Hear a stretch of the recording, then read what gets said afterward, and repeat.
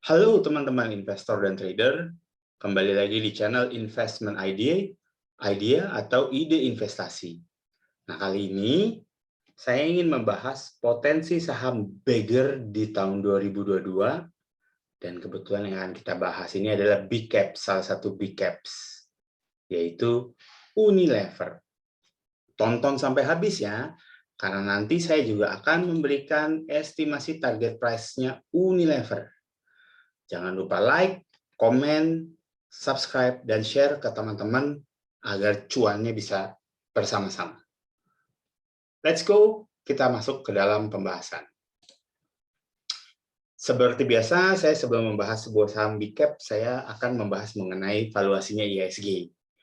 Yaitu, sekarang IHSG target valuasinya pilihan saya akan ada berada di 7.100, 7.106, sedangkan target sebelumnya, target minimal sudah tercapai, yaitu di 6.927 sampai dengan 6.930. Ulasan mengenai IHSG ini ada pada video upper target swing IHSG di berapa pada 10 Maret tahun 2022.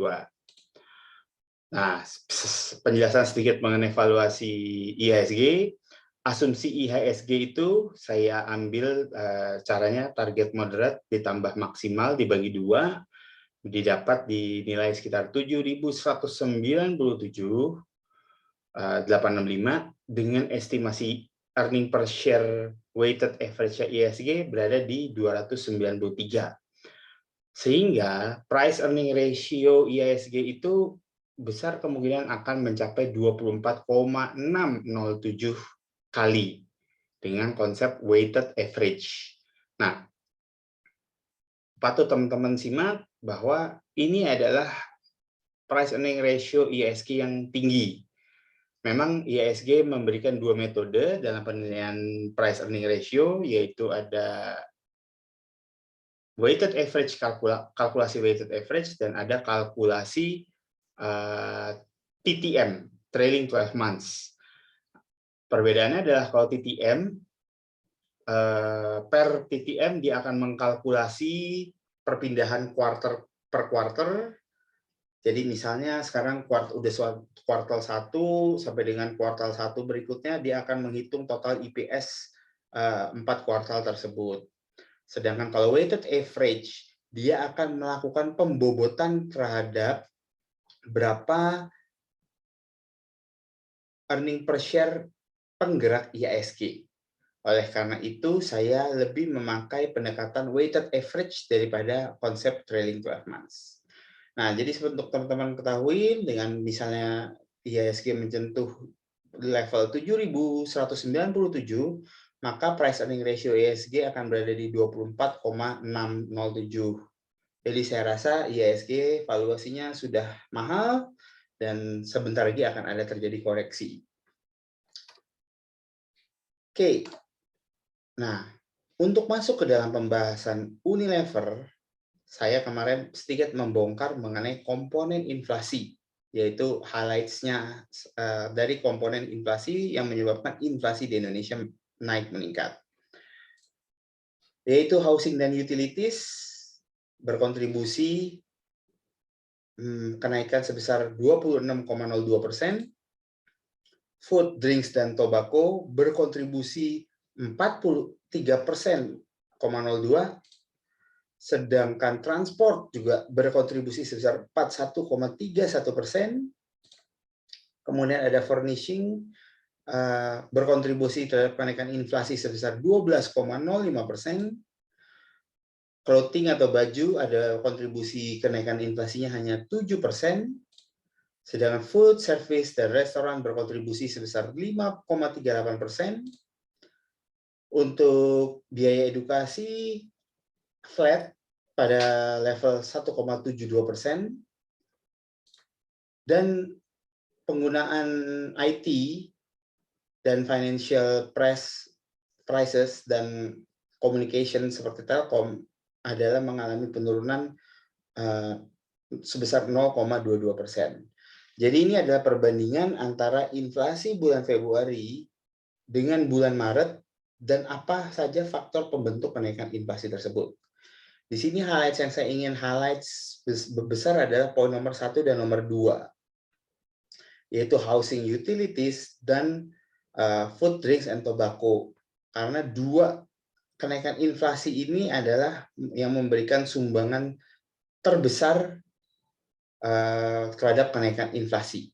Nah, jadi kita tinggal menilai perusahaan emiten apakah yang mempunyai dua barang ini. Oleh karena itu, pilihannya, mari kita lihat, ini saya bongkar laporan keuangan dari Unilever untuk fiscal year tahun 2021. Jadi di dalam fiscal year tahun 2021, Unilever mencatatkan kenaikan dari makanan, minuman, food dan refreshment, dan makanan dan minuman food refresh dibandingkan makanan dan minuman pada tahun 2020. Jadi inline ya, yang inflasi sampaikan kenaikan antara bulan Februari dan Maret ternyata inline dengan kenaikan yang dilaporkan oleh Unilever. Antara tahun 2020 dengan tahun 2021 ternyata terjadi kenaikan permintaan makanan dan minuman. Nah, memang di sini memang agak slightly turun untuk kebutuhan rumah tangga dan perawatan tubuh, di mana tahun 2021 itu hanya sebesar 25,3.200 miliar, sedangkan pada tahun 2020 lebih besar sekitar 3,5 miliar. Tetapi saya yakin dengan mulai masuknya endemi, kebutuhan masyarakat akan barang-barang kecantikan dan lain-lain itu akan semakin naik dan semakin akan membuat bagus laporan keuangan dari Unilever tersebut. Oke, ini saya bongkar ya, saya dapat dari laporan keuangannya Unilever. Jadi ini untuk makanan dan minuman, ternyata inline dengan inflasi yang masih belum ada, tetapi sangat berkontribusi, yaitu saya asumsikan bahwa kebutuhan rumah tangga dan perawatan tubuh itu masuk ke dalam kategori ini, housing dan utilities. 26, kontribusi kenaikannya ada di 26,02%. Itu penting karena ini adalah yang terbesar di dalam komponennya laporan keuangan atau pembentuk pendapatannya Unilever. Kira-kira ini 1:2, jadi kalau makanan dan minuman mempunyai kontribusi sebesar 30%, sedangkan kebutuhan rumah tangga ini ada kontribusi terhadap pendapatan Unilever sebesar 66%. Oke, karena kita sudah tahu bahwa sekarang apa yang dicatatkan oleh Unilever dalam laporan keuangannya sejalan dengan hasil pencatatan inflasi antara bulan Februari dan Maret, maka sekarang kita mulai masuk ke valuasinya Unilever sendiri. Oke, saya suka banget dengan quote ini karena saya banyak melihat masih banyak teman-teman atau yang lainnya yang mereview sell Unilever. Saya ingin memberikan moto kepada teman-teman, we buy when others sell, and we sell when others buy. Karena teman-teman harus memahami, di setiap penurunan harga, saya ulangi, di setiap penurunan harga, disitulah resiko selalu berkurang. Tentu ini berlaku buat big caps ya, bukan buat saham-saham gorengan.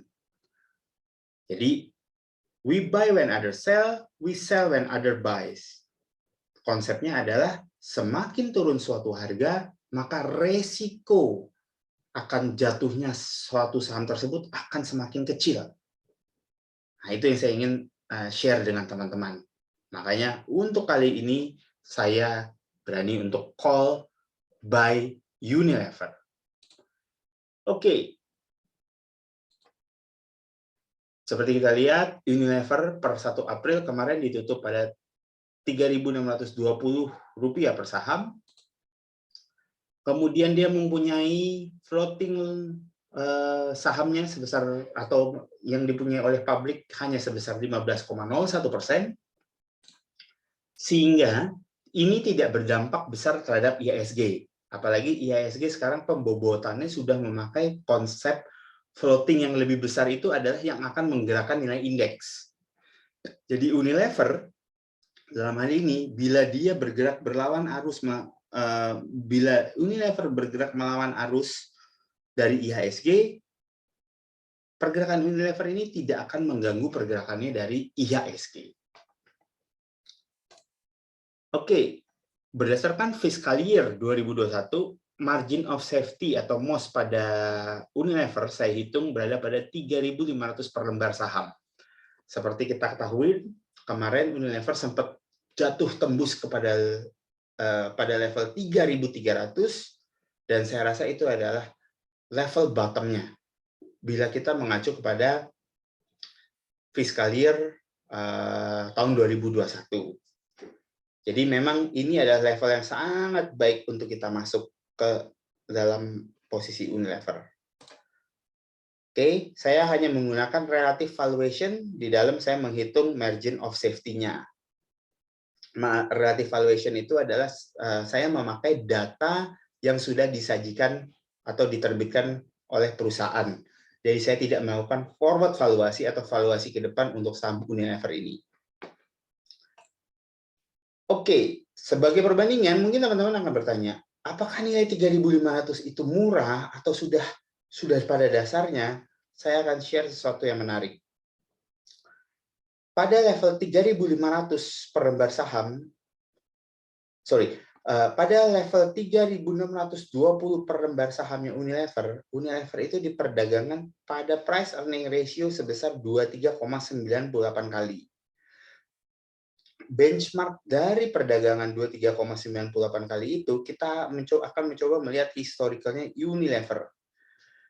Yaitu Unilever 5 tahun ke belakang diperdagangkan pada price, oke saya ulangin, untuk price earning ratio Unilever sebesar 23,98 kali, benchmark yang kita pakai adalah saat ini, bila kita menghitung 5 tahun ke belakang dengan menggunakan minus 2 kali standar deviasi Unilever untuk price earning ratio, maka price earning ratio Unilever akan didapat pada level 21,31 kali.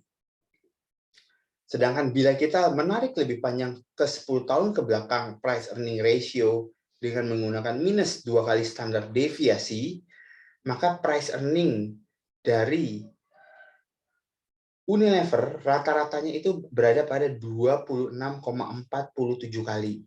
Jadi harga Unilever saat ini adalah harga yang sama dengan harga di bawah rata-rata untuk harga 10 tahun.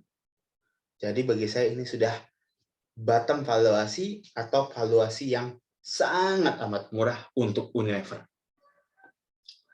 Lalu bagaimana prospeknya ke depan? Nah, berikut adalah target dari Unilever. Level Unilever di 3.620 diartikan dalam fundamental berdasarkan fiscal year 2021 dengan earning per share sebesar 151,13 dan book value per share sebesar 113,27. Maka per saat ini ada berada pada 23,95 kali dan PBV-nya berada pada 31,96 kali. Di sini saya mau share target saya hanya menargetkan Unilever itu mencapai PE standar deviasi pada nilai min-nya. Bila kita mengacu kepada price earning ratio 5 tahun Unilever dengan min standar deviasinya, maka Unilever seharusnya akan bergerak ke price earning ratio 41,42 kali. Dan juga bila kita juga memakai price earning ratio 10 tahunnya Unilever dengan min standar deviasi band, maka price earning ratio Unilever akan berada pada 43,61 kali. Ini dia. Nah, dinilai berapa sajakah price earning ratio 41,48 kali dan 43,61 kali? Jadi berikut ada target price untuk Unilever for full year untuk fiscal year 2022, yaitu berada pada 6.268 per saham dan 6.590 per saham, dengan upside masih sebesar 77,59%. Valuasi saya ini adalah valuasi berbasis relative valuation, seperti yang saya sudah jelaskan, karena saya menggunakan data yang sudah ada dan saya tidak mencoba melakukan forward valuation atau yang biasa disebut intrinsic valuation. Tapi saya beri notes buat teman-teman, jadi jangan langsung happy dulu, dikarenakan dengan catatan untuk price target 6.268 dan 6.590, hasil Unilever pada kuartal pertama tahun 2022 adalah flat sama dengan tahun sebelumnya atau lebih tinggi. Hanya bisa seperti itu. Bila Unilever resultnya turun, maka price target ini akan sedikit berubah, saya yakin, dan akan sedikit turun. Tapi saya meyakini dengan data inflasi yang naik, saya meyakini bahwa hasil Unilever pada kuartal pertama tahun 2022 akan lebih baik daripada tahun sebelumnya. Oke.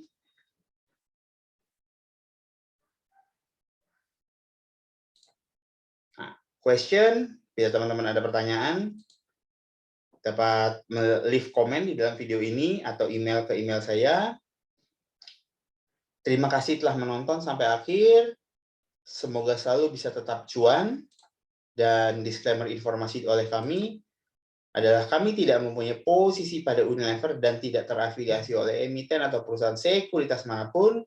Yang kami sajikan adalah data publik yang juga dapat diakses khalayak umum melalui situs emiten masing-masing, di mana video ini sifatnya edukasi berbasis data dan merupakan ajakan untuk membeli atau menjual. Oke, terima kasih semua teman-teman. Salam cuan, salam ide investasi. Jangan lupa like, komen, share, dan subscribe. Sampai ketemu lagi.